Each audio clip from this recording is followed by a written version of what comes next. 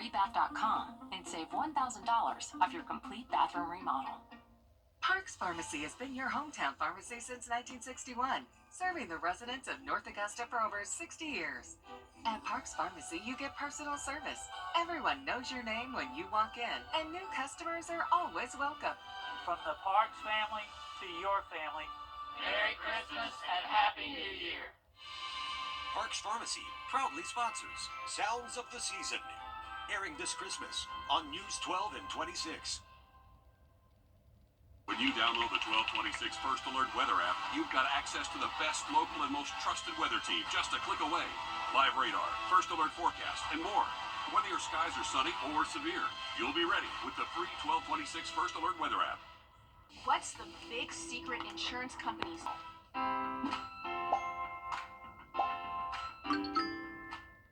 Happy holidays from Parker's Kitchen. Sending a world of good wishes to our invaluable team members. Thank you for making Parker's the best place to work and shop. Live from Augusta, you're watching News 12 at 6 o'clock. New details tonight about the suspect in a deadly dog attack that killed a 21-year-old woman earlier this week. It happened Wednesday morning on Ira Road, where reports say Samara Rogers was attacked and killed. Later, we were on scene as two dogs were taken out of a home by animal control. Thanks for joining us. I'm Zayna Halliburton. And I'm Will Rio. 55-year-old Charles Blackwell was arrested and charged just hours after Samara's death with involuntary manslaughter. Your Sydney Hood is live in our newsroom for us. Sydney, you got a hold of documents that show Blackwell is no stranger to Augusta Animal Services. Well, speaking to neighbors in the Ira Road area, they told us the dogs in the area have a history of aggression. Now, just a note here, the Richmond County Sheriff's Office tells us there are no records of incidences at the home where the dogs were taken out on Ira Road. But we asked Animal Services for any reports with Charles Blackwell listed as the owner, and we got a paper trail going back to more than a decade ago. Some of these reports have a different location, but the common theme here is Blackwell's name listed as the owner responsible here. Now, the most recent case taking place just within the last year. This report says a man was jogging when 4 dogs attacked him and then 2 bit him. 1 dog was taken away by animal control along with 1 other dog, and 7 puppies were surrendered. In 2020, another bite case, this one involving a 12-year-old. Now, in this report from 2019, which also lists Charles Blackwell as an owner, it involves a dog biting someone at a Family Dollar. The report says, quote, Mr. Blackwell, who I remembered dealing with last year, this time with a specific dog named Gator, bit a person just last year. The report says this is the 3rd known bite case involving this dog named Gator. It'll be our recommendation to have the dog euthanized. We also have a 2018 report with Gator listed as the dog and Blackwell as the owner. The report says the dog bit a man on the leg, but that person did not pursue charges. Now, we are still trying to find out the status of the dogs involved in this most recent case, and we will let you know what we find out there. A lot of new information in all of those documents. Sydney, thanks for staying on top of this for us. And we're taking a live look outside here towards Beach Island. It's a beautiful finish to our day. You can see a very nice horizon starting to set up here, really starting to pop as that sun is now dipped below the horizon. But just a beautiful night ahead. It's going to be pretty chilly out there, though. You can see not a cloud in the sky from that look at Beach Island. And we are expecting temperatures for tonight to start to fall into those 40s pretty quickly. We're already at about 54. A west wind at 12, still pumping out there, so making it feel a little bit cooler. And we're looking at wind gusts in Aiken up to 24 miles an hour. Thompson now gusting up to 32 as well. So it's still going to be a pretty breezy finish to our evening. So as these temperatures continue to cool off into those low 50s and upper 40s, it'll likely feel a lot cooler out there, and you want to make sure you have a jacket ready to go. We have seen max wind gusts in between about 22, 30 plus miles an hour for today, and even Atlanta getting up to 40 miles an hour for their wind gusts. But those winds, again, staying elevated through tonight, and then by tomorrow we'll see a calmer wind, but still a little wind out there for your Saturday. With the bigger picture, we have a cold front knocking on our doorstep, about to bring us a shot lot of reinforcing cold air. You can see behind that front, they're in the 30s as far south as Tennessee, lots of mid-20s and teens up there the further north that you do go. So currently we're holding in those 50s, but it will be a very cold night for tonight as we see temperatures dipping down towards near and below freezing. And we'll talk about that in your full forecast coming up. Sounds good. Thanks, Mikkel. After more than a decade of serving Augusta-Richmond County, Richard Roundtree will no longer be sheriff. Eugene Brantley was sworn in today as the new sheriff in town, though he doesn't take office until January. We got the chance to speak with him today as he laid out his plans for his first 90 days in office. So my first order of business is going to be to get in, meet with all of the deputies and different non-law enforcement personnel, just kind of get the temperature of the workplace, see what we can do to improve it, change the culture, and just fix a lot of the things that I saw were wrong with or not going as they should within the office.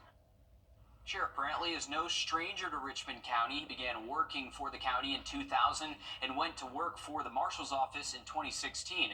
He officially takes over as sheriff in January. Columbia County is quickly growing, but its healthcare opportunities are lagging behind other areas. But that will soon change with both a hospital and an emergency room in the works. Here, Kennedy Payne is live in the studio with an update on the project. As Columbia County continues to grow, new healthcare development in the county does too.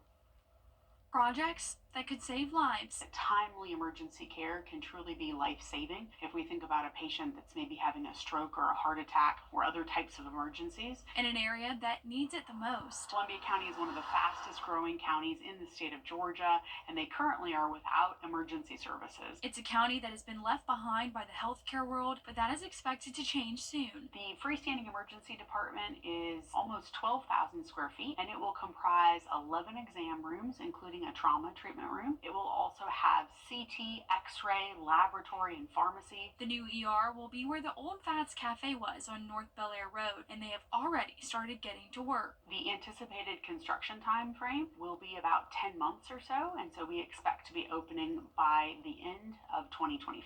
Wellstar is also building a new hospital in Grovetown, making it the only hospital in the county. They say the construction for the hospital is ahead of schedule and expected to be complete in 2026. The hospital will have 100 beds and will be equipped with a level 2 trauma center. And not only are these projects bringing in new healthcare opportunities, they're also bringing in new jobs. Now, jobs haven't been posted yet for either facility, but Doctors Hospital says if you are interested in a job now or in the future, you can visit their career page, and we'll have that link on our website at wrdw.com. Certainly good news for a lot of people in Columbia County. That'll help shorten the commute when you do have to go to the hospital or an ER. So it's going to be nice to see it all come together. It's a great resource and really adding to the growth out there in Columbia County too. Well, it's been nearly 3 months since Hurricane Helene hit our area, and the debris cleanup crews are about to take a much needed holiday break. In Augusta, work will be paused from the 22nd through January 2nd. In Columbia County, officials say they've collected 39,000 loads of debris, equaling more than 2 million cubic yards of debris. To better visualize that, a cubic yard is about the size of a washing machine. And we know they've been working hard out there. And North Augusta's mayor and city leadership has an early Christmas present for you. The Greenway is back open entirely after Hurricane Helene debris shut it down. The Greenway wasn't expected to be back open until January, so this is great news out there. We should have some good weather if people want to get out there and jog early in the morning. I'm sure it's going to be busy, but at the same time, dress warm. It's been almost 3 months since Helene hit the community, and the Community Foundation for the CSRA is stepping up in the community again. Since the storm, the foundation has given more than $2.8 million to nonprofits working to help. They say the giving won't stop there. In taking community donations and using them to spread Christmas cheer, today the Augusta Fire Department delivered toys to families as part of their initiative to make sure every child has a gift under the tree this holiday season. After Helene, we're told it was especially important for volunteers and donors to step up. From the moment Hurricane Helene struck our community, we all joined hands to say, what can we do? In the instances that families are not able to provide in this instance, not able to provide toys and gifts during this time, someone seeing that there may be a need somewhere and wanted to give those donations to us. And it means a lot for us to be a part of it, for us to be on the receiving end to say, yes, we will take those donations and ensure that they get into the hands of those that are in need. Those community partnerships are so important. We're told enough gifts were donated and handed out to benefit 50 to 60 families. Still ahead, making a change by mentoring the next generation of young women. We're showing you how Precious Pearls mentoring is making that happen. And it's the first day of winter tomorrow, the winter solstice, and we're talking about a cool down just in time. We'll look at that coming up next. Time and Temp, brought to you by your First Alert weather team. For free. Happening now, the Burke County Community Christmas Carnival is underway at the Burke County Recreation Department. There are crafts, food, family games, and more, including a chance to meet and take a picture with Santa. Sounds like a fun time. The Sheriff's Office is also spreading holiday cheer. You can bring new and unopened toy donations to the Sheriff's Office to help make this holiday season magical for everyone. Tonight's carnival runs until 8:30, so you still have plenty of time to head out there, and it looks like there's already a good crowd. Yeah, some good family fun out there. Mikkel, we have a lot of other events going on. Some favorable weather for those events here tonight. Most definitely. I see the popcorn machine. That would be my favorite stop right there. It's nothing like that popcorn in that little machine. Definitely. A little hungry out here. But we're looking from Beach Island for tonight. It's a beautiful look at the horizon here. Not a cloud in the sky. Looking over the city of Augusta. Pretty cool to see the lights of the city. But 56 degrees right now. A northwest wind at 17 miles an hour. It has been a pretty windy day out there for some of us, and will continue to be a breezy evening as well. We're seeing a cold front pushing through right now. It's a dry front, so not talking about rain, but a few clouds and also some wind that's blowing in some colder air behind it, and you can see more of an unsettled weather situation the further north you go, with lots of snow ongoing in parts of the northeast. But we're looking at the big picture here across the nation. You can see where that front is just carving out a path with lots of cold air behind it. As far south as Nashville, they're in the mid-30s, and check out Minnesota at negative temperatures right now. So not looking at temperatures getting that cold for us, but we are going to see 40s by Sunday for highs, which is pretty below average for this time of year. We're looking at current temperatures hitting the upper 40s in Washington right now. Elsewhere, we're in the 50s for the most part, and we'll continue to see temperatures falling through this evening into those 40s before midnight. Looking at winds right now, looking at a wind gust up to 32 in Thompson, 24 in Washington, and even gusting 24 miles an hour in Aiken. So we're going to see that wind continue to be a factor for this evening.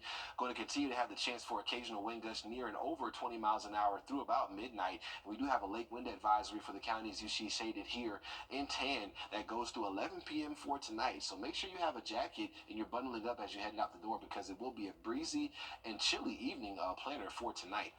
We're looking at temperatures moving towards those mid to low 40s as early as 10, 11 p.m. for tonight. And then we're going to bottom out by tomorrow morning near and below freezing in the upper 20s and low 30s. So it will be a much colder start for tomorrow. And it looks like we have some consecutive starts below freezing on the way. Your Saturday outlook is going to be chillier, looking at temperatures trying to get towards those low 50s for tomorrow. A good chunk of the day going to be spent in the 40s, but lots of sunshine out there. As we do start the first day of winter tomorrow, the winter solstice being marked by the sun.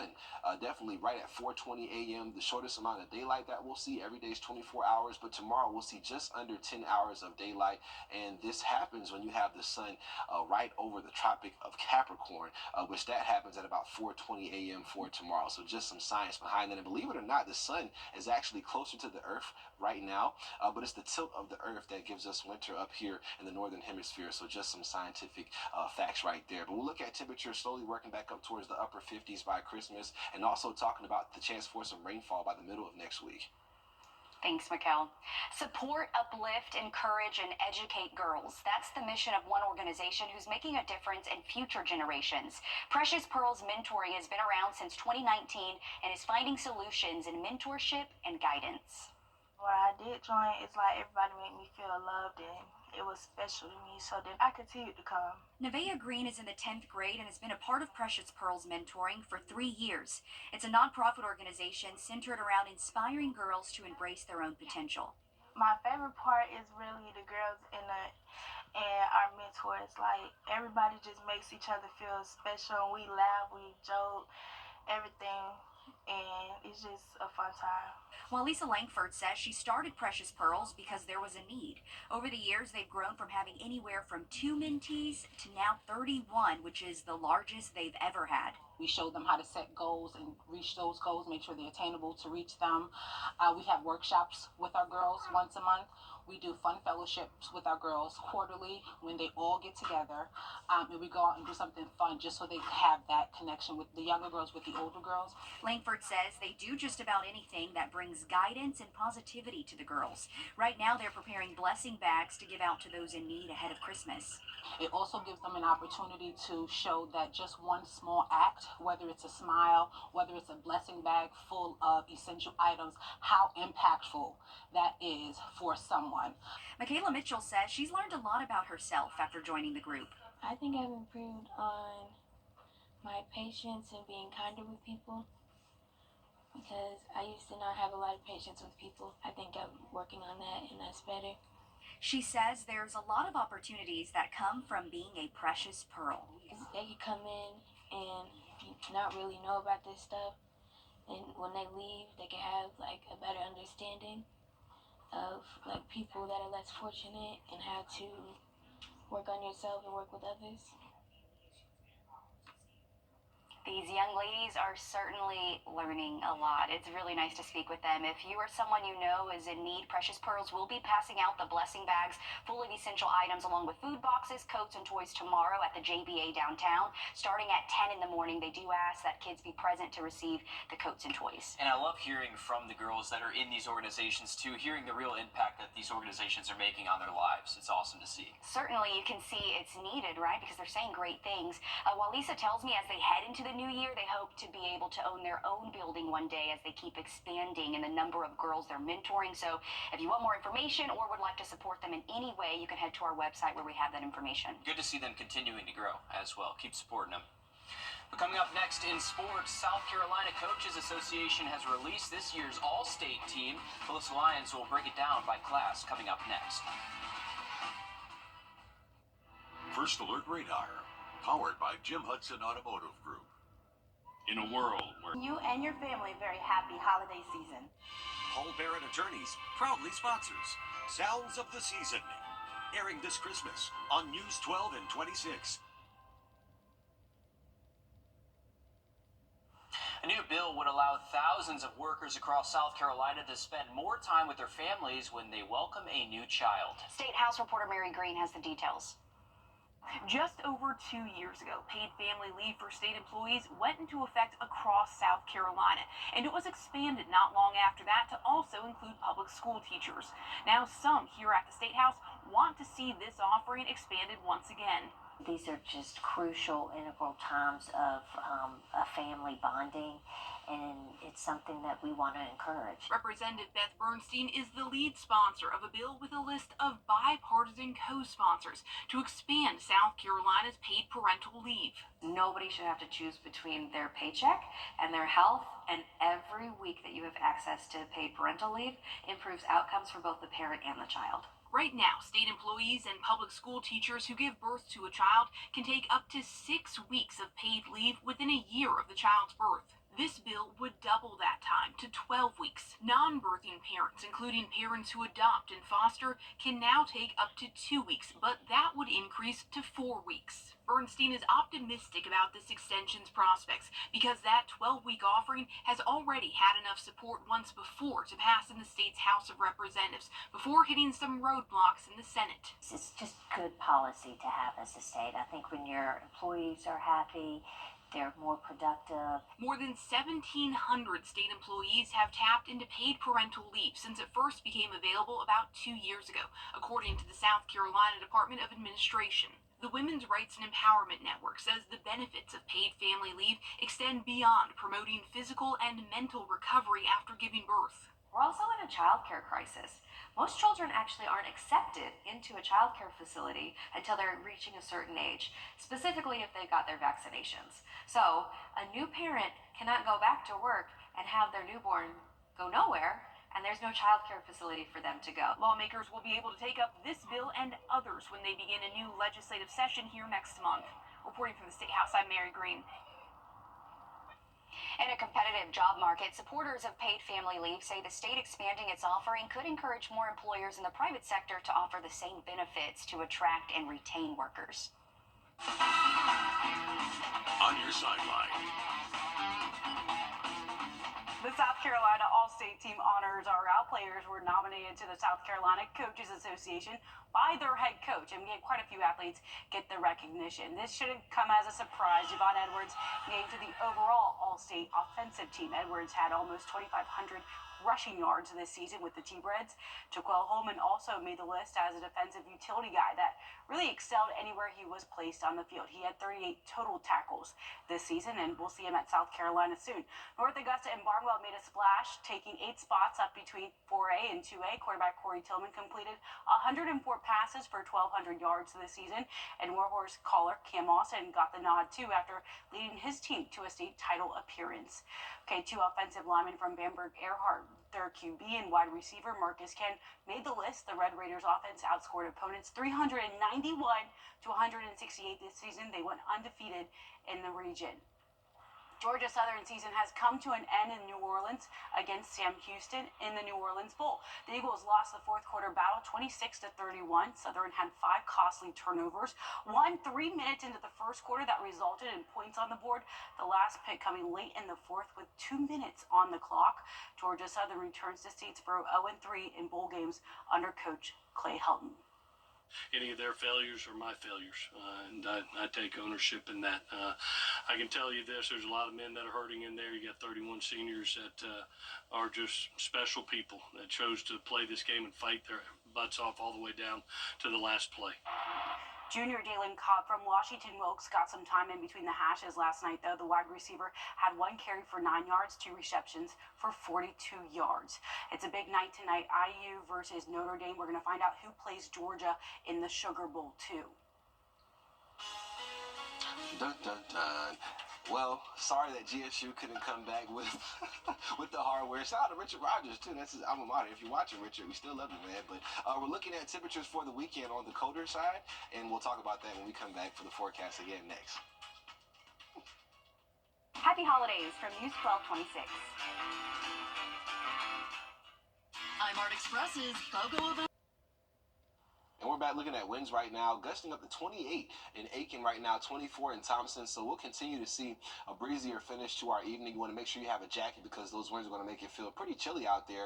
And we're going to see temperatures before midnight in the 40s. So this late wind advisory does go until 11 p.m. for tonight. Right now, temperatures are in the 50s and upper 40s up there in Wilkes County. We'll see lows for tonight near freezing by tomorrow morning. The first day of winter coming in tomorrow below average with those 50s. We're in the 40s by Sunday, tracking some rain chances by Christmas. Okay, stay warm out there. Thanks, Mikhail. We're back live on 26 News at 7. And for News 12 at 10 and 11 o'clock. Thanks for watching.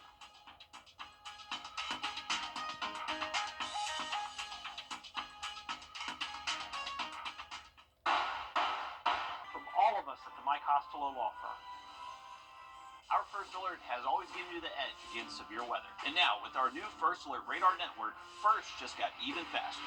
This is the most advanced weather radar around, filling in the gaps that have plagued our area for years. With up to 10 times the resolution of other local radars and technology that can pinpoint right down to your street. No other station can provide you with this type of enhanced weather coverage. You'll only find it here, putting your family safety first with the First Alert Radar Network.